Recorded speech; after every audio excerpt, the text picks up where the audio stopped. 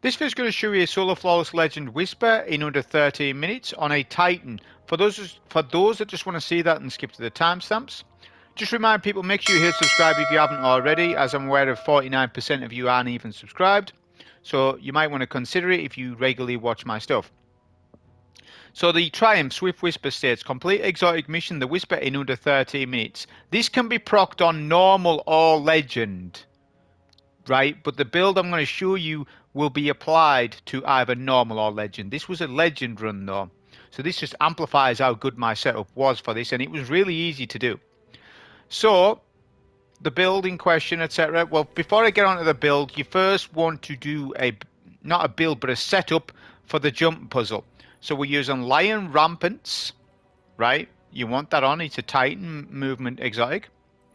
We're going to go Strand Titan with Catapult Lift and Grapple Grenade. Don't make the mistake of running these two jumps. If you want to know the strategy, Catapult Lift, it's very important that you get this on. For newer players, you won't know what I'm doing. For older players, they know what I'm doing. And then just put on any sword you want. It doesn't matter if it's Eager Edge or not. It doesn't matter. If you want Eager Edge on, though, you may as well, I suppose. But again, it doesn't matter. Just put on a sword, Lion Rampant, Shackle Grenade, Catapult Lift, and that's it. Right. Then we're going to swap to our actual build, which consists of Burn 'em All, Throwing Hammer, Healing Grenade, Soul Invictus, Roaring Flames, Ember of Solace, Empyrean, Ashes, Torches, combined with Symphoceps. There'll be a dim link, so I'm not going to go over all of the mods. We're going to use that. Blinding Grenades, Sunshot, Fixed Odds. We're then going to swap, right, to Blinding Nade. We'll still keep Blinding Nades, a generic Solar Hand Cannon, and then 1000 Voices. With the same setup as before, Fragments, Super, etc., Burn 'em All. And then we're going to swap, Surge Swap when we want, because we've got access to solar weapon surges, of course. Still keeping 1000 Voices. 1000 Voices isn't something that you have to use. You can use Dragon's Breath in its place, and it will do just fine. All right, I'm just showing something off in the game. So that's the setups that I used.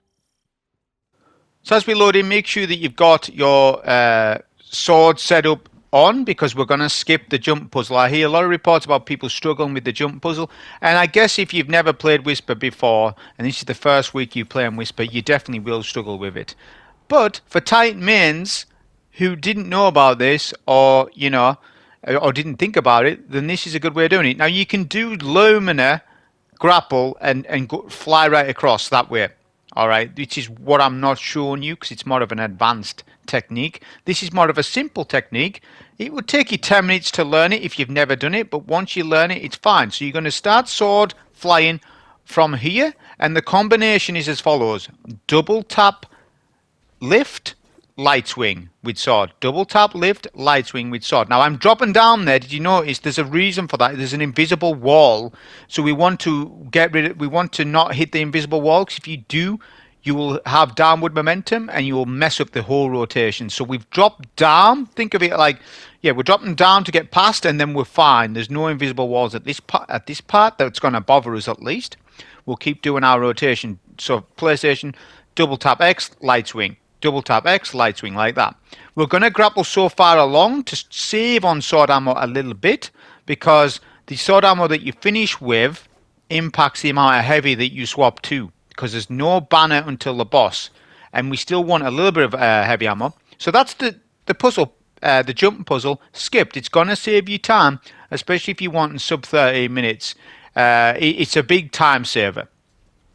Now we surge swap, loadout swap, sorry, to our base build I showed you at the start of the video, which is with Symphoceps, Machine Gun, Blinding Nades, and Sunshot. We're just going to go across here to the exit. Of course, you should know the route. This is for more people. This is for people who understand the route already, but you will take a massive tip from doing the sword flying technique that I showed you there. For those that didn't think of it. It's more aimed at newer players. Veteran players will know fine well what I was doing at the start of the video and what this consisted of. It's really easy to pull off. Don't think this is as me being skilled with it at all. It's literally just double tap X, R1.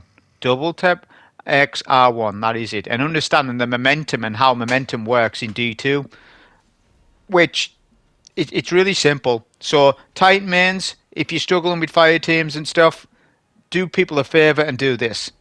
Alright, because it's going to save them time. It's going to save time carrying people and all that stuff if you're somebody that carries people. So Titan mains should be doing this, I think. So now we're into the combat experience. So now we haven't got a lot of ammo, like I said to you before, because we used the sword. We've got 60 bullets, just over. So we're going to kill that knight. That knight needs to die, the one I just killed. Then we're going to proc a Vandal bubble on purpose to give us time. I'll do a healing aid because I got sniped along the way. We'll blind once bubble goes down, and then sunshot.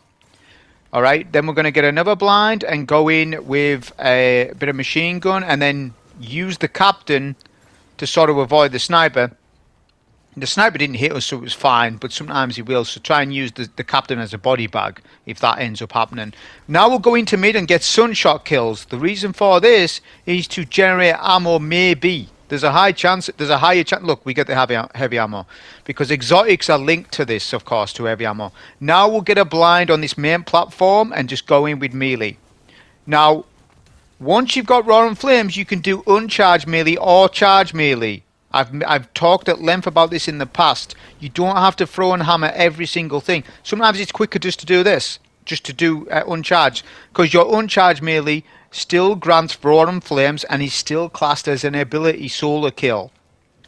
Right, obviously with Synthoceps it's going to allow us to one-shot everything. I highly recommend this over Splendor. I done a Splendor run and it was terrible compared to this. Splendor's more of a GM exotic. It's more of like a day one exotic where you don't know what you're doing. If you're in an activity where you know what you're doing, Synthoceps is always a better choice because of the surrounding buff that you get via your super and your melee. We don't need Splendor, alright? We don't need it. Splendor's more of a tutorial exotic. Which I did make a build about Splendor saying it is really good, and it is, but it's also a tutorial exotic for Titans who haven't mained a Titan, and to start you to play a Titan. Once you know how Titans work, you're putting on other things like Synthoceps, Burning Steps, Precious Scars. You're running more advanced setups. Splendor's your starter. Right, this second room, we're going to not use super. We're just going to go around blinding and getting our melee kills with restoration, of course. This is not as dangerous as it looks, trust me. We've got the machine gun ammo. We're going to start using a little bit of it here. We fall down. This has lost a couple of seconds. That's fine. So that's the entire room cleared. Quick. Right, we'll take down the blight with the machine gun. Now we use the machine gun for the two snipers, and we're going to push in the room because the phalanxes do spawn behind us, but don't worry about it. We've still got restoration procced. We're going to jump down behind this pillar and start killing these scions, right? But the phalanxes are coming to us. That's fine. We'll get a blind to our right, kill them with a machine gun, and then keep going, right? Because you want to, like I said, we are timed. This is for people who want to achieve the under 30 minutes, which is by no means like an ultra challenge. I would give it difficulty-wise 5 out of 10 after all the challenges I've done in D2 over the years. If you were to say Solo Flawless Legend Whisper under 30 minutes, it's a 5 out of 10 in terms of difficulty for me. Everyone's different, but you know, it's all set up. Everything's all loadout in D2 these days. Your loadout directly impacts time so much in when you're trying to speedrun stuff. Loadout is everything. Weapons are everything. We save super for the final set of enemies. This speeds things up a little bit. So we'll use it here because we can put a banner in. We're going to do a loadout swap, right, to 1K voices. So we've took Sunshot off. Sunshot is not needed. It's overkill in this room. Right? A general solar hand cannon will do you. We're going to spawn in one boss, the middle boss. Copy my boss rotation. It is the best way of doing this, even under 30 minutes. Don't worry about spawning all bosses. This is more of a controlled way of controlling the Whisper room. So we're going to be on this side here. And we're going to go in with the blinds. The reason why we're this side is because we want to kill this sniper. Alright, this sniper is going to get in our way a little bit. So we're going to stack up our Roaring Flames times 3. We're going to make our way to mid. This is all controlled. We'll get a debuff by Revitalize and Blast, and then pop our super. This is better than Pyrogil Gauntlets, by the way. The reason for that, look at that, just R2, heavy attack, and then all swings. This is better than Paragale for this because you get super resistance whilst you're in your Roman super. Paragale, okay, does not allow you to be in a Roman super, so you don't get damage resist. This is a better way of dealing with endgame adds in certain scenarios. Paragale Gauntlets, don't get it confused, is a DPS rotation loadout and has its own effect. Yes? But when you're in a Roman super with Symphoceps, this is more solo focused, and when you want to stay alive against adds that would otherwise kill you if you didn't have a super. So we're going to kill the wizard on left and in mid, right? And then we're going to surge switch because we haven't done that yet. We have no super for this boss. This is left boss. It's the Solar Knight. We're spawning them in right where. So the first boss is the Taken Wall guy. The second boss you spawn in is the Solar Knight. Do it in this rotation. It's the quickest way of doing it. We'll debuff Surge Switch with 1k voice because it got a buff recently to reserves and it's just doing fantastic damage for us. We melt this guy in what, 6-7 shots? And that despawns all the enemies attached to it, so all the wizards despawn. Yeah, just like on the Taken Wall guy, the captains despawn because we killed them. The enemies, I said this the other day if you missed it, the enemies that are attached to each VIP boss despawn once they are dead. Now, Minotaurs won't despawn, but this is a good opportunity for us to blind and keep Roaring Flames up. Yeah, so that's what this is for. We're going to spawn in boss 3. Okay, we're not even 10 minutes in yet. We're going to spawn in boss 3. This, we nearly have super, which is what we want it for. See, the hardest two VIP bosses are the Taken Wall guy and the Centurion. Having a super for those two makes all the difference. Left-hand side is where you fight from. Get a blind in, then go in with your throwing hammer and keep up your restoration. Right, we're going to go to mid a little bit. There's a blight to our right, so this is a little risky, but it's fine. We'll get our super now because we've got our Roaring Flames. I could have supered far sooner than that, to be honest, but that's fine. So we do heavy attack, then all lights, all the R1 swings, right? Because it melts them when you do it like that. That's how you use Burn and Maul in this fashion when you're using Symphoceps. Then we'll get a blind on wizard left, and then we go round the arena, not through middle. Go round the arena so that the boss doesn't boob us because he's a farm boss, of course. We've just passed 10-minute mark, so we're doing okay. Because this run only speeds up when we get to this boss. All right, but it's absolutely a good strat to spawn in one boss at a time. It is so good to do it like that because everything's just formula. It's got a formula then, right? Instead of it being a cluster when you spawn in all 3. And if you're dead, you won't get your 13-minute timer. If you die at least 2 to 3 times, you'll end up losing that triumph if you're trying to go for it. So we'll put some 1k voice shots in to proc the Thrall. The Thrall don't spawn in until you've done some damage to the Ogre. Right? We don't have our throwing hammer yet, but we're using the hand cannon to substitute. We're going to kill the Shadow Thrall to get super back, which is going to help out. We've got 2 1k voices left, which is enough, to be honest, because we don't need any on phase 2. So we're going to try and debuff them, and then 1k. Now, obviously, with 1k, you will kill yourself, so you need to understand how to use it. Don't use it where Thrall are. And if you do, be very subtle with your aiming. This is for people who are experienced with the gun. If you don't even have the gun, then it doesn't matter. You would just use Hothead, which is a better option than this anyways. I'm just showing you what buffed 1k voices is like.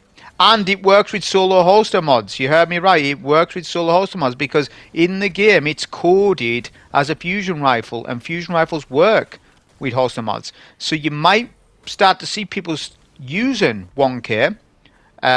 It's usable. It's usable now. It's more than usable in fact, and you can buff it with Ember of Ashes because it does scorch damage. But we've got no 1k left. That doesn't matter because we've got super for phase 2. This is working out perfect. Make sure that we're surrounded. Make sure we've got Roaring Flames times 3. No need to take care of blights. Pop super. R2. Light swings. On PC, I'm sorry about that. The dialogue's been all PlayStation focused. But to be fair, I am on PlayStation. I can't cater to all of you. I don't know what bindings you've got on PC. These are all different. But that was a solo flawless for this on Legend, getting it done in less than 30 minutes. Really easy, honestly, like a 5 out of 10 challenge. Not too bad at all on this class at least. Hope you enjoy. Thank you.